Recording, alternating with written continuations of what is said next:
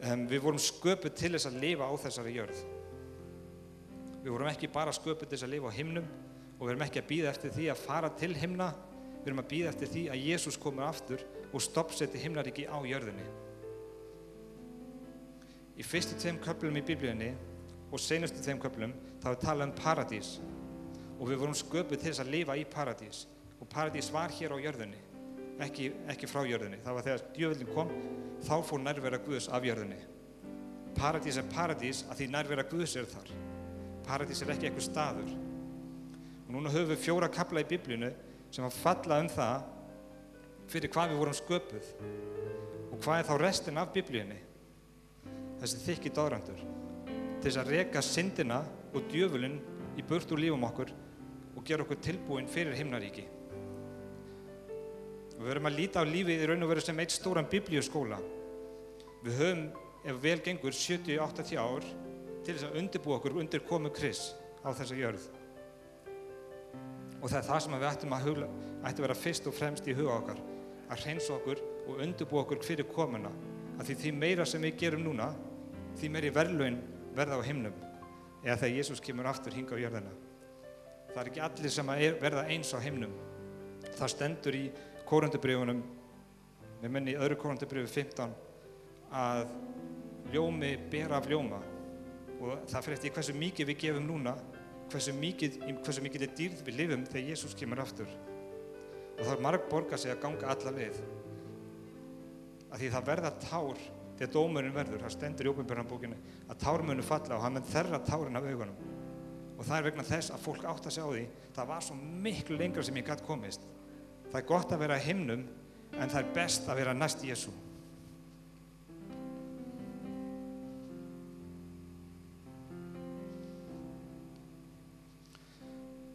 Og við verðum að svara þessari þörf, þessi váfaktori sem við kallan, við verðum að svara honum. Af því við getum ekki, sumir lifa þannig að skemmtun er slæm og allt er slæmt sem eru í heiminum og reyna að iðrast fyrir þessa tilfinningu eða þessa þrá að upplifa þessa stórkostlegu hluti. En við getum ekki iðrast fyrir eitthvað sem að Guð skapa okkur með. Við þurfum að fullnægja þessari þörf. Það er málið. Og það er bara 2 staðir sem við getum fullnægt þessari þörf. Það er hjá Guði eða hjá djöflunum.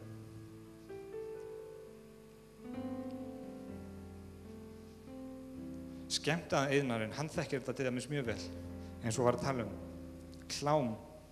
Allt þetta er til þess að svara þessari fíkn fyrir einhverju upplifa eitthvað, að sjá eitthvað aðeins meira, fara aðeins lengra. Og þegar við veljum djöfulinn, þá byrjar þetta smátt, en við þurfum alltaf aðeins meira og aðeins meira. Og þetta fjarlægir okkur svo mikið frá Guði og á endanum erum við alveg frá Guði.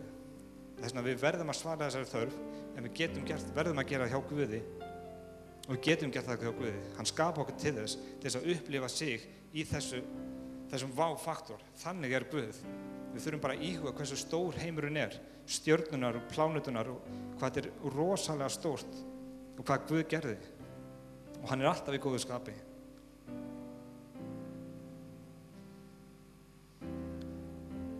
Og ef þið skildu vera að lifa í skömm, ef þið eru ekki að stíga þetta skref og ykkur langan til þess, og þá getur skömmin gert manni rosalega erfitt fyrir. En til þess einmitt dó Jesús. Af því hann veit að okkur er ekki mögulegt að ganga þetta skref. Þannig við bara ítum á til líta á skömmina, komum fram fyrir Guð, biðjumst fyrirgefningar og höldum áfram. Og við pressum inn í Guð þangað til við erum komin á þann stað sem okkur langar að vera á. Þegar við erum að pressa inn í Guð þangað til við segja, ég vill upplifa þetta. Af hverju er heimurinn svona skemmtilegur en þú svona leiðilegur? Það er eitthvað bogið við þetta. Og þið verður bara að segja við Guð, ég þrái að upplifa þig á þennan hátt. Ég vil upplifa meira en það sem að djöfullinn hefur að bjóða. Af því þú skapaðir mig og þú skapaðir mig með þessa þörf og ég vill fá að sjá þig núna í þinni dýrð.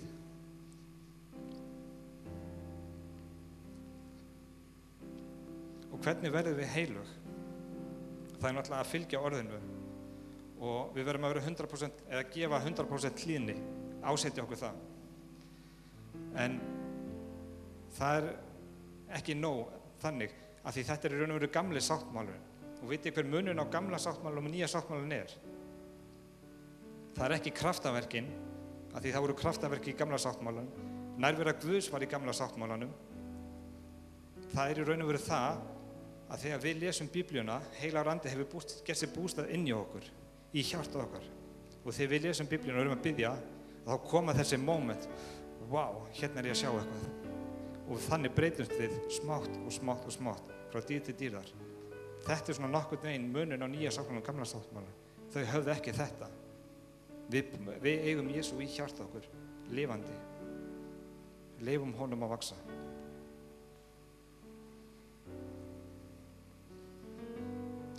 Við verðum að hafa fyrsta boðorðið í fyrsta sæti.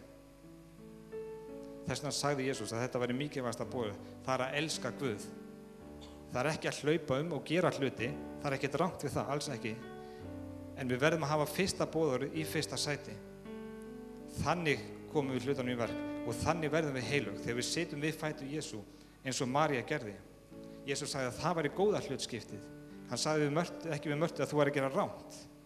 Hann sagði þú ert áhyggjufull og mæðist í mörgu. Að því María valdi góða hlutskipti, hún valdi það sem á að vera í fyrsta sæti og það fyrst og fremst að sitja við fætur Jesú. Þangað við erum svo hlaðin að við getum farið með það í burtu. Við verðum að þekka Jesú til þess að geta gefið Jesú. Og það þýðir að taka frá tíma á hverjum einasta degi. Það ekki nóg bara á sunnudögum, engan veginn. Við þurfum að rýma til ef við viljum fá þetta og fara lengra.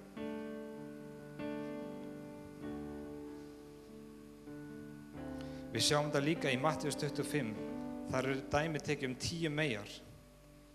Og olían í því dæmi mynd upp á heilagan anda. Og Guð kallar það visku að velja olíuna fyrst. Hann kallar það fávís að hlaupa og þjóna án þess að þjóna Guði fyrst og síðan mönnum. Og þeir höfðu lampa en þeir slokknuðu af því þeir höfðu ekki nærveru Guðs. Og það akkurat það sem við erum að gera. Við erum fyrst að hafa nærveru Guðs til þess að halda lampanum gangandi. Þá mun þjónustan ganga. Man reynir ekki að ýta bíl á áfangastað. Man setur bensín á hann og keyrir á stað. Það miklu skilvirkara. Og þannig mun kirkjan vaxa. Þegar við setjum fyrsta boðorð í fyrsta sæti. Hættum að þjóna mönnum, byrjum að þjóna Guði og síðan gerist allt sjálfkrafa.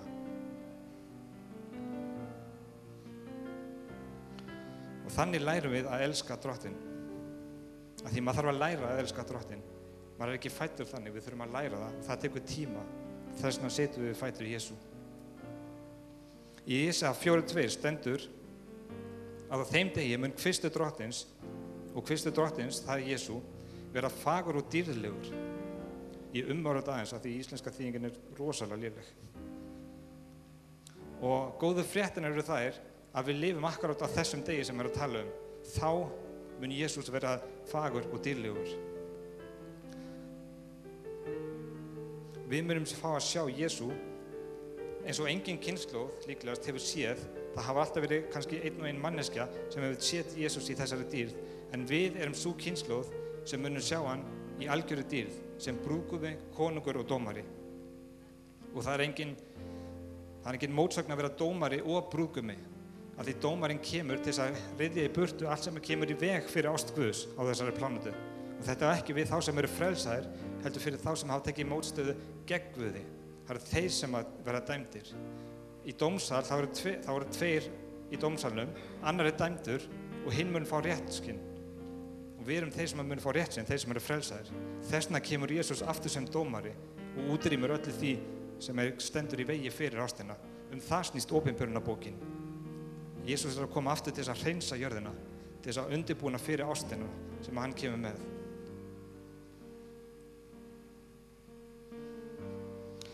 Eitt er að vera sonur Guðs, en annað er að vera brúður. Og þér er boðið í þetta brúðkaup. Þú getur valið hvort þú vilt vera gestur eða hvort þú vilt vera brúðurinn. Þú getur gengið í það eins og þið bara vilt. En ef þú vilt vera brúðurinn, þá gefur það allt. Af því sonurinn hefur aðgang að Guði, en brúðurinn hefur aðgang að hjarta hans. Sonur þekkir föður sinn vel, en konan hans þekkir hann miklu betur. Og það er það sem okkur stendur til boða, að ganga inn í brúðkaupið sem brúður Drottins. Og í kvöld er Guð að dreifa þessum boðsmiðum ef þið viljið taka við því. Þegar Jesús var 12 ára, þá segir í einu Guðspjallinu að foreldrar hans voru að leita að honum og þegar fundu hann, þá sagði Jesús, vissuð ekki að ég á heima í húsi föðurs míns? Og það er nákvæmlega það sem við þurfum að gera, að dvelja í húsi föðurins í nærverunni. Það þýðir ekki endilega hér í einhverju húsi, heldur með Biblíuna, lesa hana og síðan að tala við Jesú. Hvað þýðir þetta? Opinbera þetta fyrir mér, gera þetta lifandi fyrir mér. Og þannig vöxum við. Og þar eigum við heima í raun og veru. Þannig förum við frá dýr til dýrðar. Og ef við leifum honum að rífa niður ranghugmyndir og lygarnar í hug okkar, þá umbreytumst við ímynd Krist, skref fyrir skref, dýr til dýrðar. Við stígum inn í líf sem er fullt af gleði og það sem við höfum allt sem við þráum. Þegar Jesús talaði við munum fá allsknægtir, þá var hann ekki að tala um peninga eða neitt veraldlegt, hann var að tala um sjálfan sig. Og það er nákvæmlega það sem ég vil hvetja ykkur núna til þess að gera í kvöld. Að taka þá afstöðu, að ganga 100% alla leið og upplifa dýrðina og Jesú á nýjan hátt eins og þið valdi gert áður.